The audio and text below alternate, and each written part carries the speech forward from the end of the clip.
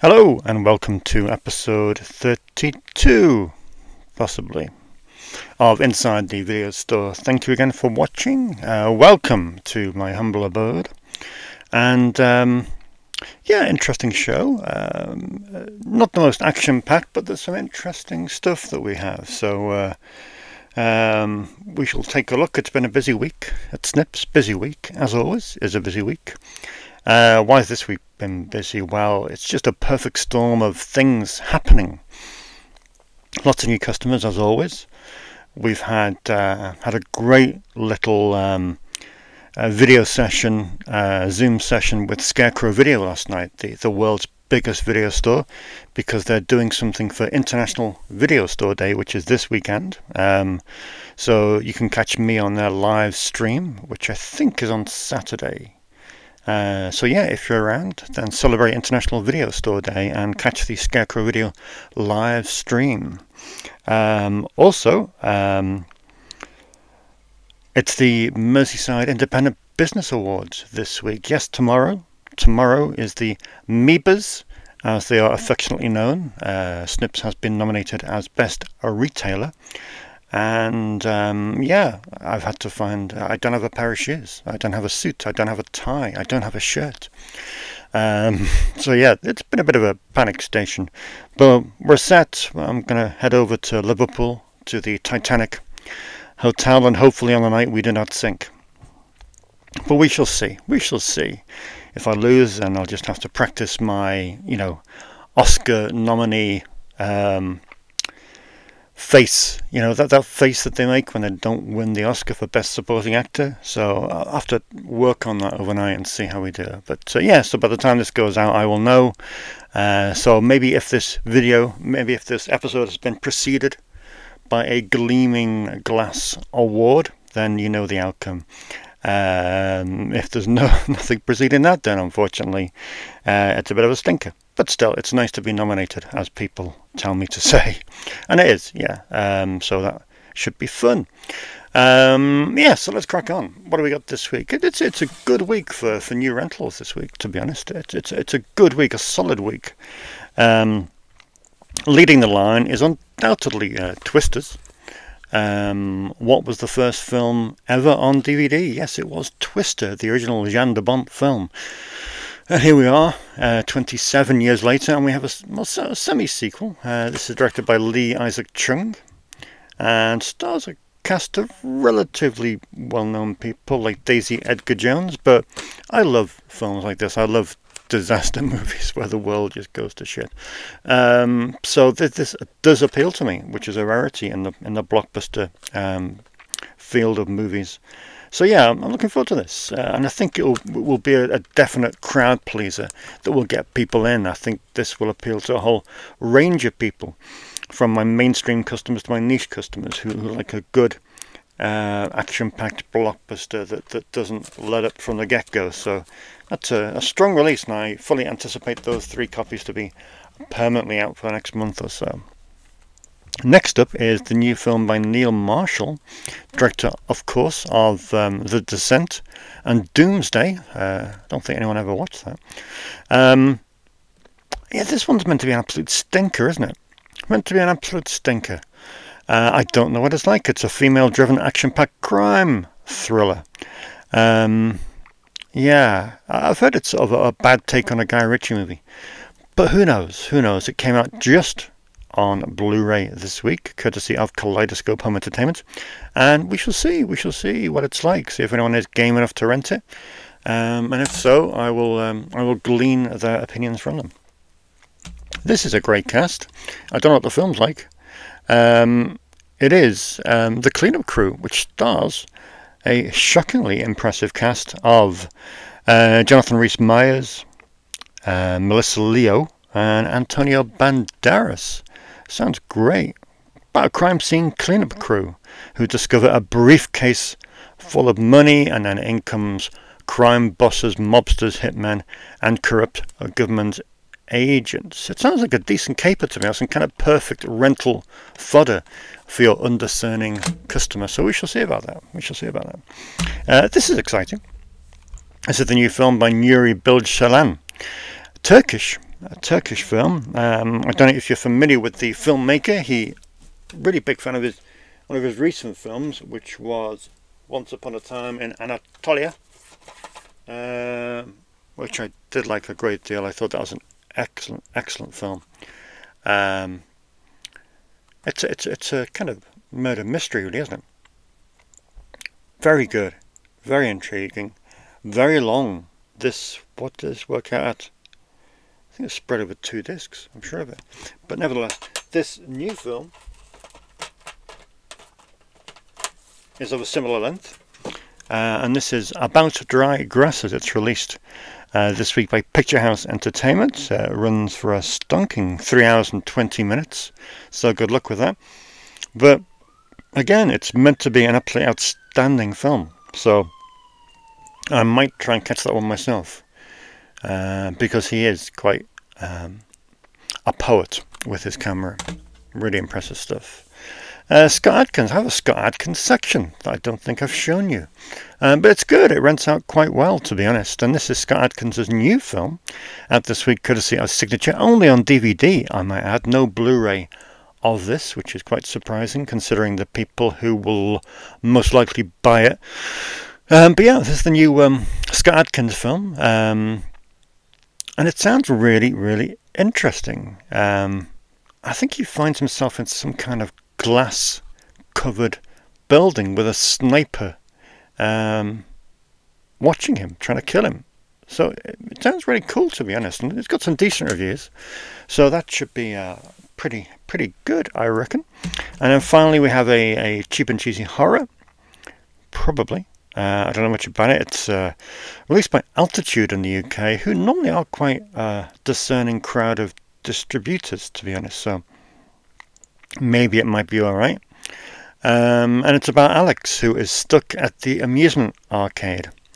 And there's a masked killer dressed as Mickey Mouse, who decides to play a game of his own, of which she must survive. This is not the Funhouse, comes the caption. Yeah, obviously. An hour and 15 minutes is the running time, and I don't know, it might be alright. I used to rent pretty much every bottom shelf horror film back in the day, but now I don't have as much time. But hopefully I can push that onto someone else and they can check it out for me. In terms of boutiques, it was quite a little quiet week, to be honest. We got this thing, which was Nightmare on Elm Street, which is now out on 4K. It contains both the theatrical and the uncut versions. I'm not too sure how much of a difference there is. I know they both run for the same running time. But nevertheless, it's an exciting release. It's a great film. And I'm sure that Warner Brothers will seize the opportunity to get the other sequels in on 4K. And of course, that's the reason here that Freddy is in. Freddy has been around here for 20 years. He lives above the kids section, which is the right place for him. And he's actually a motion sensor, Freddy, so you can turn him on, so to speak. And when someone walks past him, he tends to like utter some Freddy-style threat. Let's see if we can make him work. Here we go. Welcome to my nightmare. It's good. And then if I go like that.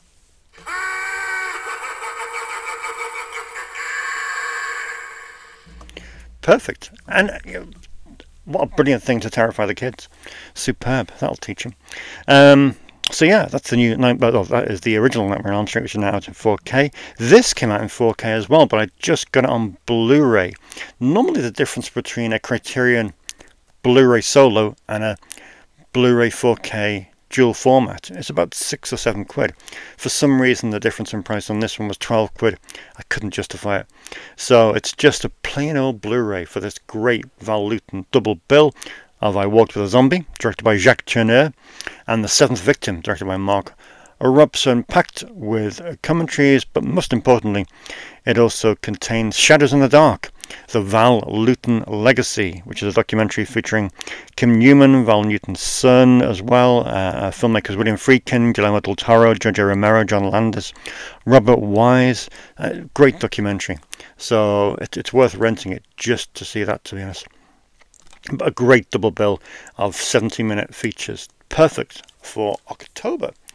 So yeah, that is a neatly bundled selection of brand new releases, and I think that's a decent lineup, to be honest. A decent lineup. Is next week the Mad Week? I think it may well be. So yeah, I'll have to brace myself for that. Let's have a look what's been renting out this week. Now this is a crazy one. This is a crazy one. I think this film, Sex Lives of the Potato Man, must be the most featured film on this show.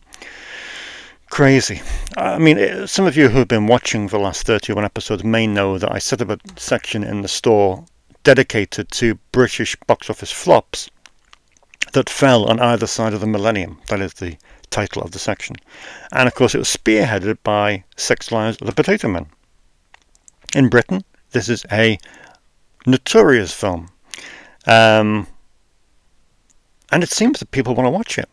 I had a lady come in this week who drove quite some distance just to rent Sex Lives of the Potato Man. Wow. It's not streaming. The DVD presumably is drifting out of print. So if you want to watch this film, it's getting harder and harder to do so.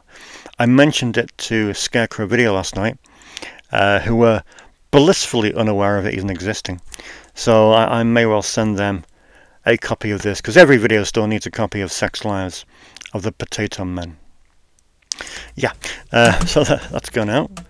One of my favourite films of all time is Empire Records. Alan Moy's superb film with a killer soundtrack, a brilliant cast, and well, yeah, it's just fantastic. Just love everything about this, and I still celebrate Rex Manning Day, and I think you should too. But what a film! I haven't seen it for a good while. I should really own it on Blu-ray. I should really upgrade.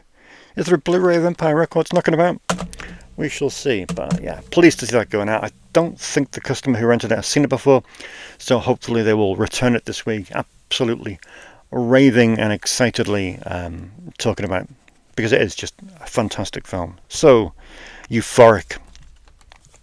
Amazing to see more John Sayles renting out. City of Hope rented out the week before last, and now Lone Star has rented out one more time, which is great.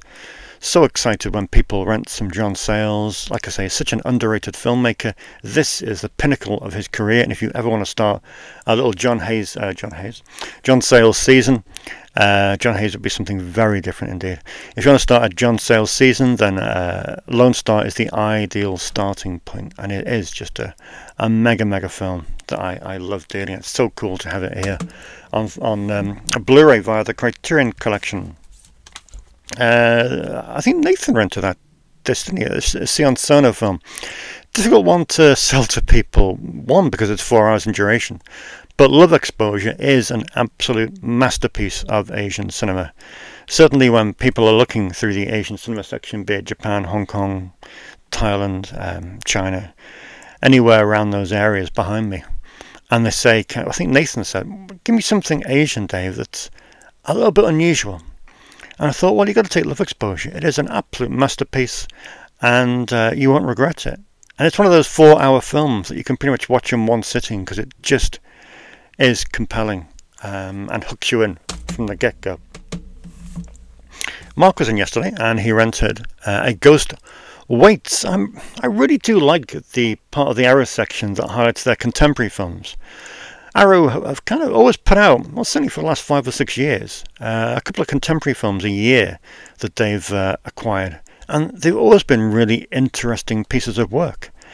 Never really rented, though. Never really rented. Apart from maybe things like Dave Made a Maze. Also, I think The Endless they put out, didn't they? So that did rent quite well.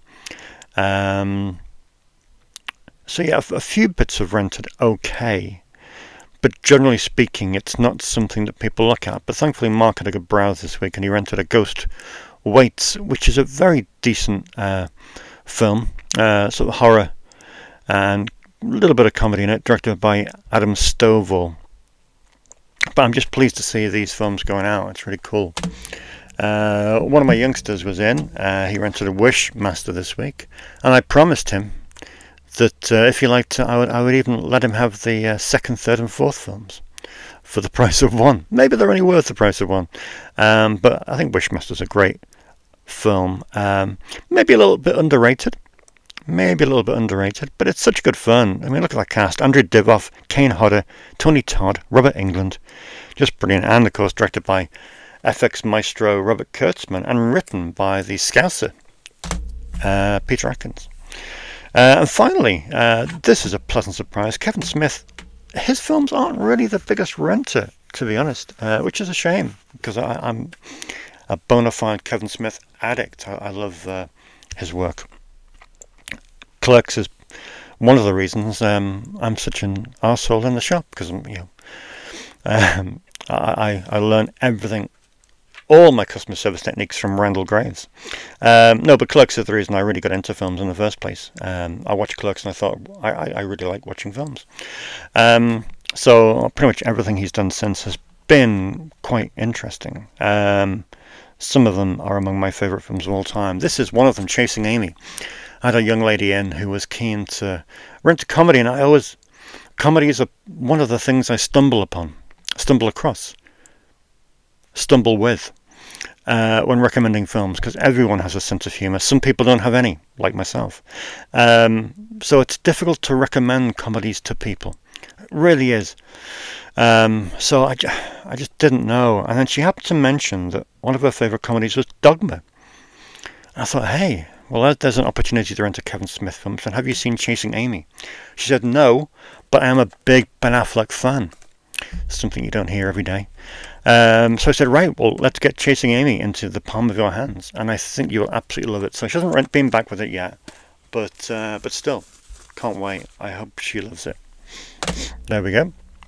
And another Kevin Smith film went out, one that I think is desperately underrated, and that's Tusk. It's just fantastic. Just absolutely love this film. I think it's right at the cinema, when it first came out. And it is great. I think it's one of his best films. So yeah, really pleased to see that going out to someone who's not seen it before. It's great. So yeah, there's some picks that I've been renting this week. Really pleased with that range. I think it's a really excellent selection of movies. So yeah, that's good. What have we got coming up next? We've got a little bit of post, nothing mega. We've got 4 here. Now this is an interesting one. This isn't What's in the Box. This is What's in the Bag. As you know, I get donations from time to time, and I had about 4 or 5 bags, sacks, like boxes in the back. I hadn't had a chance to go through them, and I thought I had a spare hour. I thought, let's get through them. Let's see what's in there. Unfortunately, you always find pirates, bizarrely. I suppose pirates are really crappy films, but never mind. Lots of Mrs. Brown's Boys, but occasionally you'll find films that I haven't got. Some of them, it's for a reason, because they're not very good films. But otherwise, some of them are probably worth adding to the library. And in one particular box, I had 4 that maybe should have been in my library.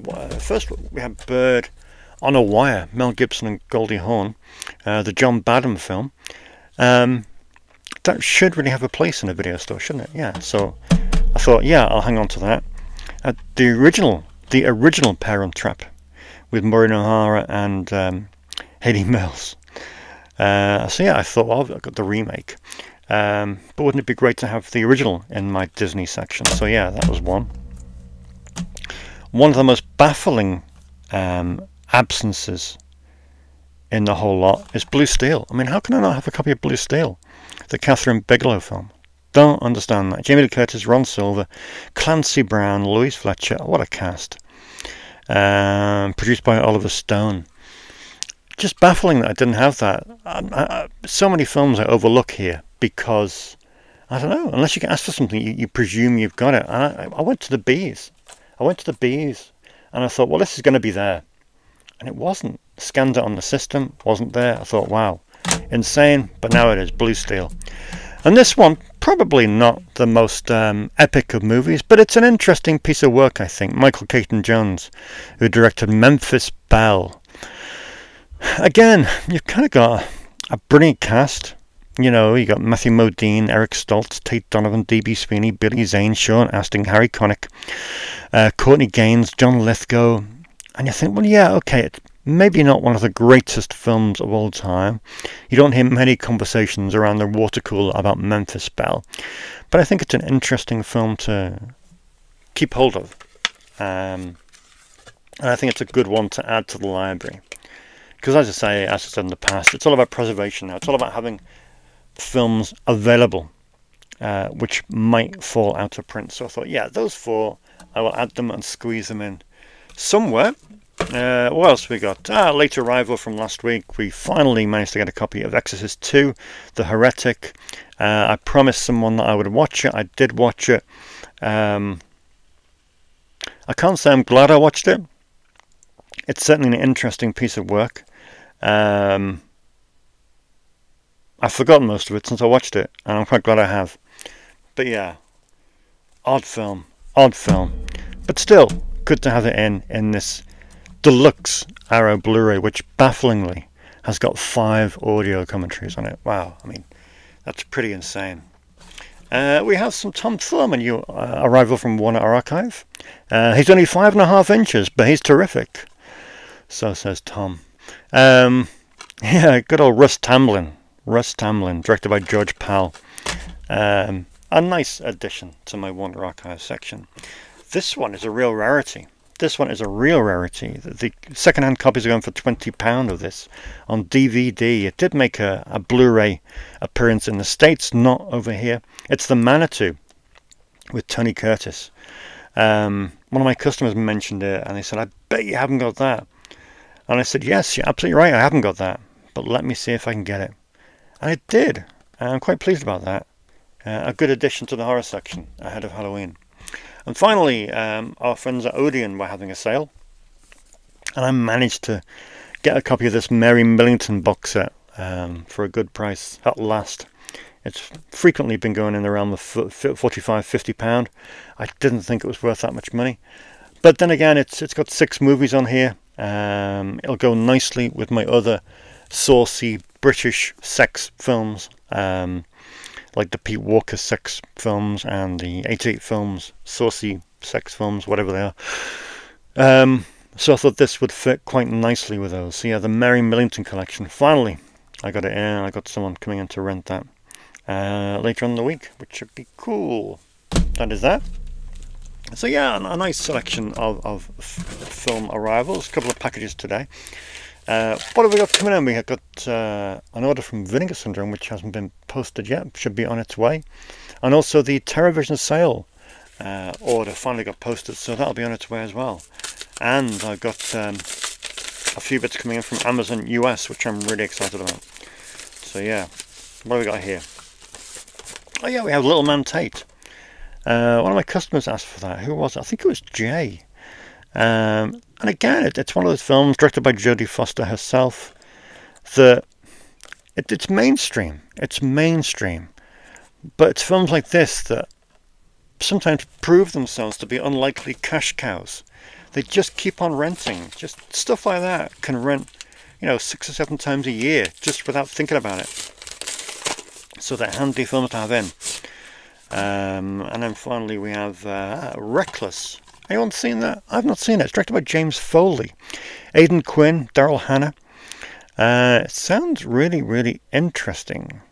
Kind of teenager gets it on with a cheerleader. Got a rock score. And filmed a month before Splash. And written, of course, by Chris Columbus, who wrote Gremlins and The Goonies. So it's interesting. It sounds like a film that was very much made before all of the various pieces became well known. So I'm quite excited to get that. That is Reckless with Aidan Quinn and Daryl Hannah, part of the Warner Archive collection. So yeah, that is that. Let's have a look at some of your comments this week. Let's go over here. Okie dokie, what have you been saying this week? Jenna Fish said it's great to see Rubber and Tickled rent out this week. Both great under-discussed films. I would agree with that. Tickled is a great documentary, and Rubber, like I said last week, is the best film about a killer tire. Judge Muffin says suggestions for future episodes. Your favourite cover art by genre. Maybe. I don't know how interested you would be by that. But we'll see. Tom Jolliffe says that he's been slacking on horror this month. But he still had time to watch The Substance on the big screen, which I loved. It's funny, I read a post by Tim Lucas yesterday, the day before, on his Facebook, and he absolutely despised The Substance. I mean, despised it to the degree of blocking people who disagreed with him. Strange one. I guess that's film for you, though, isn't it? Yeah. Apollo Reed says, can't wait for the Inside the Video Store boutique box set collection with the lost 30 minutes included as an extra, alongside an audio commentary of Dave discussing Dave. Sounds like a great idea. Lee Brennan says, a Halloween episode sounds great, although it probably won't help produce my ever-expanding watch list. I know. I think if we're going to do a Halloween episode, it'll have to be next week, won't it? Because next week I'll be taping on the 23rd. It'll be on YouTube on the 25th. So yeah, I think if I do a Halloween episode, I'll have to do it next week. So we shall see. I'll see if anything springs to mind. Yeah, we can rebuild him, says an Inspector Calls. The play is still on the GCSE English Literature curriculum. Interesting. But as an English teacher, that version, while an excellent film, isn't faithful enough an adaptation to help students. Right, okay, but if I have any 16-year-old customers, it may be of interest to them. Right, I didn't know that play was still on the curriculum. And Inspector Calls. Interesting. James says The Grave Dancers is a decent horror film. It is. Funny enough, you commented that, James, and I rented it that very night. The Grave Dancers, the Mike Mendes film. I think I showed it to you last week. The Grave Dancers. It's great. I saw it again, third or fourth watch in the past week, and I really liked it. I really like it. It really grows. It hasn't dated that badly either. So yeah, really did like that film. Dominic Pacella's in it. Wallasey's finest.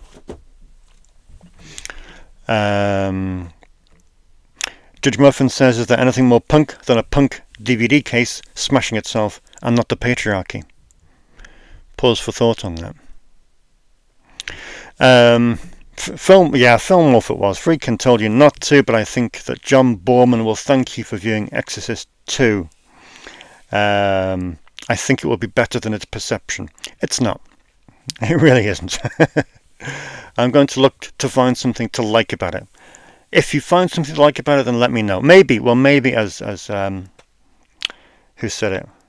Yeah, maybe as Mark told me yesterday, maybe the Ennio Morricone score is the one thing to like about it. But generally speaking, Exorcist 2, yes, watched it, but yeah, never mind. Crazy from Kong said they had a blast making the Future Cops Street Fighter doc. Awesome to see you with a copy. Thank you for watching, Crazy from Kong. Yeah, it's great to have a copy in the video store here. I know there weren't many produced, but I think it's a great addition. And hopefully that many people should watch it in the future. That would be cool. But yeah, thanks for watching, and a great piece of work. I'll look forward to watching that documentary when I watch the film. Skulder has been on an absolute kick for Shocktober. A ridiculous, lengthy load of horror movies. I mean, there's some good stuff there.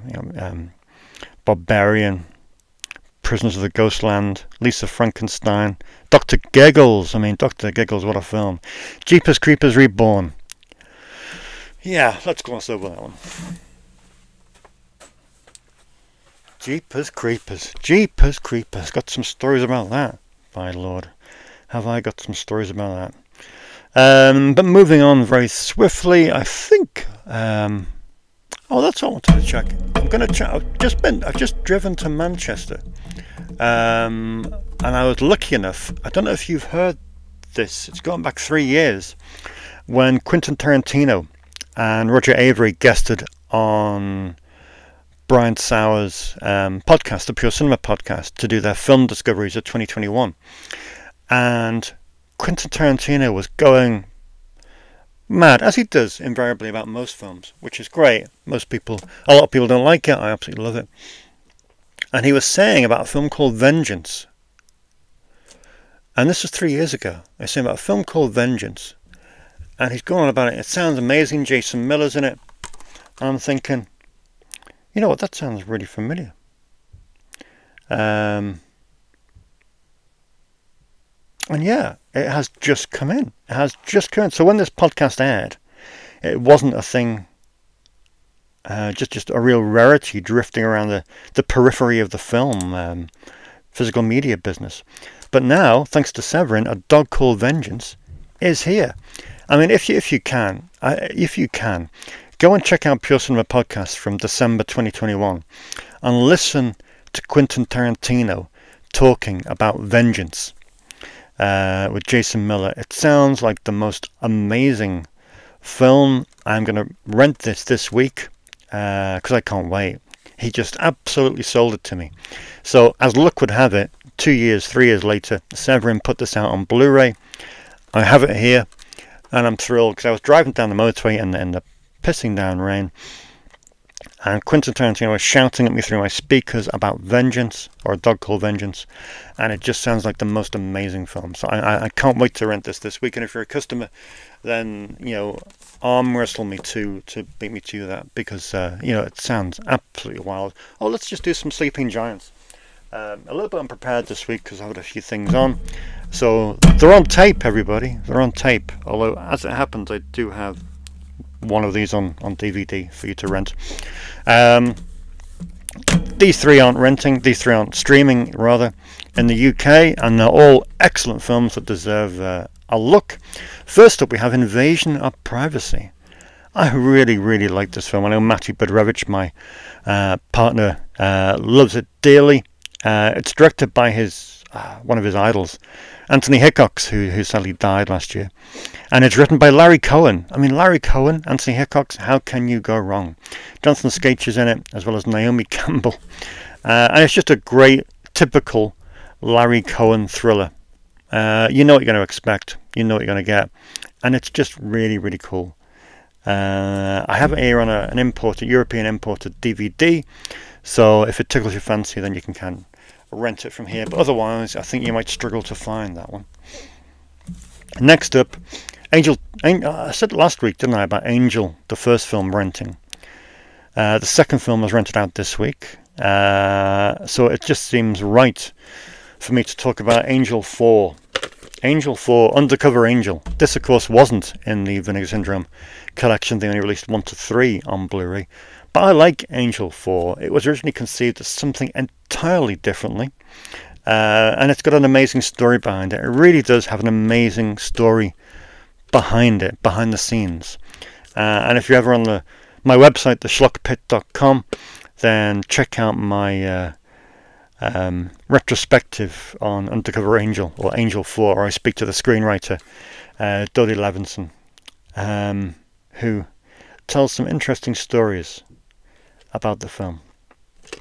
Very cool. And finally, another one not streaming, but another one I really fond of and deserves more opportunities to be seen. We handed in to the publisher our Gary Graver book this week. A mega achievement. We've been working on this for almost 5 years.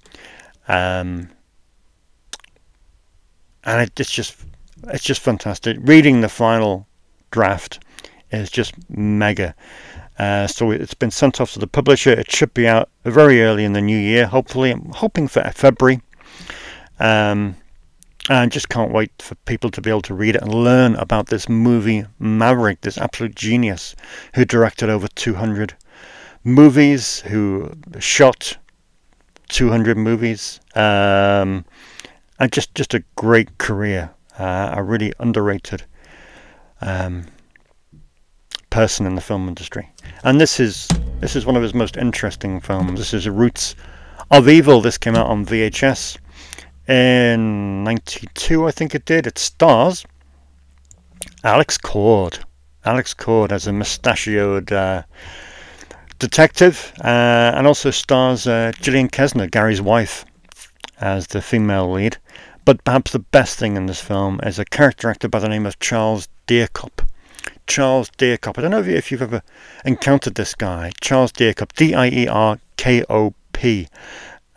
Amazing character actor. One of those guys that just turned up in films and you kind of, it's the Dick Miller syndrome. Oh, it's that guy again. It's that guy again. And he is just a great character actor. And his overacting in this film is the stuff of legend. It is the stuff of absolute legend.